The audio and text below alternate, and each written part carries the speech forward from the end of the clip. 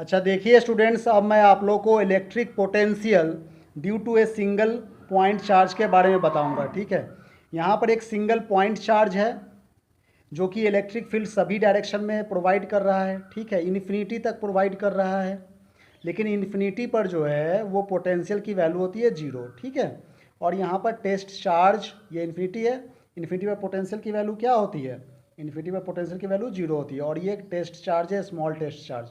इसको इन्फिनिटी से हमने ए पॉइंट पर लेकर के आए। ठीक है, तो इसकी पोटेंशियल हो गई potential at point A, potential को वी से रिप्रेजेंट करते हैं, पोटेंशियल एट पॉइंट ए। ठीक है, अब हमने बिल्कुल स्मॉल डिस्टेंस यहाँ पे मूव करा है, डी एक्स डिस्टेंस, तो यहाँ पर आ गई, तो इसको कहते हैं पोटेंशियल एट पॉइंट बी। ठीक है, अब यहाँ पर एक पी पॉइंट है जो कि आर डिस्टेंस पर है इस चार्ज से। इस पी पॉइंट पर ही हमें पोटेंशियल एट पॉइंट पी की वैल्यू को कैलकुलेट करनी है। ठीक है, ये वैल्यू क्या होगा ये आप लोग कैलकुलेट करेंगे। तो देखिए ये जो ए पॉइंट है वो इस स्मॉल चार्ज से एक्स डिस्टेंस पर है। ठीक है, तो सबसे पहले हम लोग एक स्मॉल वर्क डन निकालेंगे। इस टेस्ट चार्ज को ए से बी तक मूव करा रहे हैं स्मॉल डिस्टेंस, तो small amount of work done हो रहा है D W equal to minus electric field into D X. ठीक है, ये फॉर्मूला है। इलेक्ट्रिक फील्ड को यदि हम लोग डिस्टेंस से मल्टीप्लाई कर दे तो वो वर्क डन के रूप में वर्क डन बन जाता है। ठीक है, और वही वर्क डन एनर्जी के रूप में स्टोर हो जाता है। तो ये एक फॉर्मूला है D W equal to minus E into D X. ठीक है, यहाँ पर निगेटिव साइन देख रहे हैं, निगेटिव साइन कहने का मतलब ये है कि इलेक्ट्रिक फील्ड का पॉजिटिव डायरेक्शन इस डायरेक्शन जा रहा है।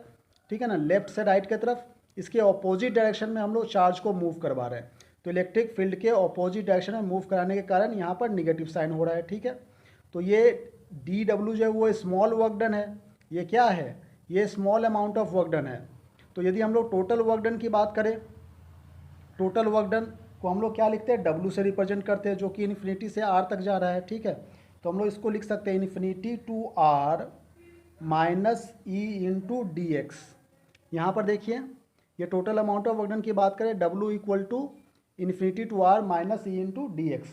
ठीक है, तो अब हम लोग इसको आगे सॉल्व करेंगे। यहाँ पे आ जाएगा integration of infinity to R minus electric field का फॉर्मूला क्या होता है, इलेक्ट्रिक फील्ड का फॉर्मूला हम लोग जानते हैं 1/4πε0 Q/x² होता है।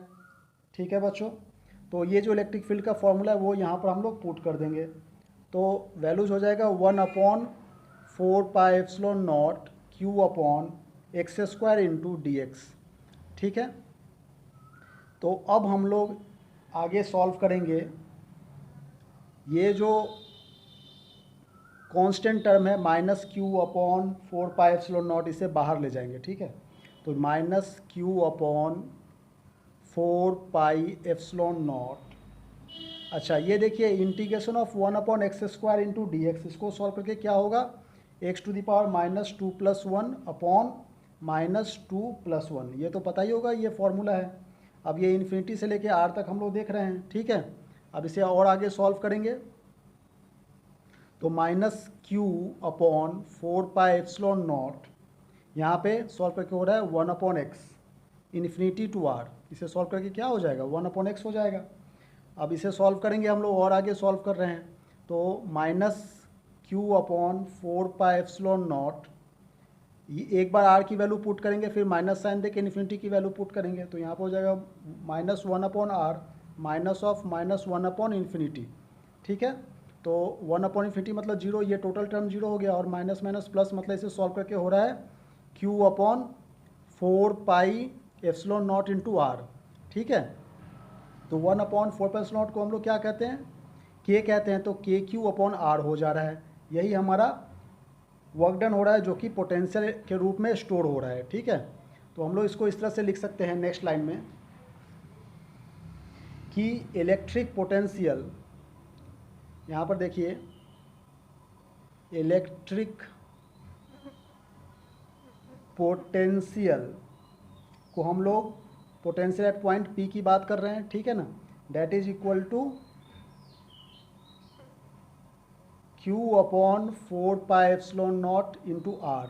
अब ये 1/4πε0 है, इसको हम लोग क्या कहते हैं, इसको हम लोग के कहते हैं, तो यहाँ पर हम लोग KQ/r इस तरह से लिख सकते हैं।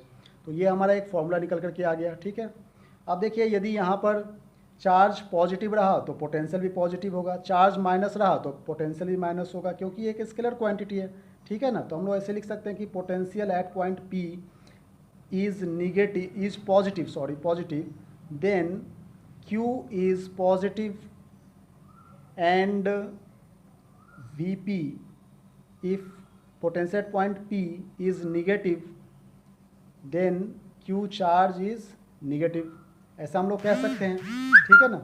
और एक बात और कह सकते हैं यहाँ पे कि यदि ये जो R है इसकी वैल्यू इनफाइनाइट हो जाए, यदि हम लोग ऐसे ही लिख सकते हैं कि R equal to infinity, then potential at point P इसकी वैल्यू क्या हो जाएगी, के क्यू अपॉन इन्फिनिटी, मतलब जीरो हो जाएगी, ठीक है ना। तो यदि R की वैल्यू इनफाइनाइट कर देते तो पोटेंशियल की वैल्यू क्या हो जा रही है, पोटेंशियल की वैल्यू जीरो हो जा रही है कि नहीं, जो कि हम लोग फॉर्मूला पर पुट कर रहे हैं। और यदि R की वैल्यू P पॉइंट तक है तो पोटेंशियल की वैल्यू के क्यू अपॉन R हो जा रहा है, ठीक है ना। यही बात हम लोग यहाँ पे देख रहे हैं। ये देखिए यदि इन्फिनिटी हो जा रही है, R डिस्टेंस जो है वो यदि इनफाइनाइट हो जा रही है तो पोटेंशियल की वैल्यू जीरो हो जा रही है ना। और यहाँ पर यदि R इक्वल टू ये P पॉइंट जो है वो R डिस्टेंस पर है तो पोटेंशियल पॉइंट P की बात करें तो हम लोग यहाँ पर क्या लिख सकते हैं, यहाँ पर के क्यू अपॉन R लिख सकते हैं, जो कि हम लोगों ने डिराइव किया है अभी पीछे, ठीक है। Thank you very much for watching this video.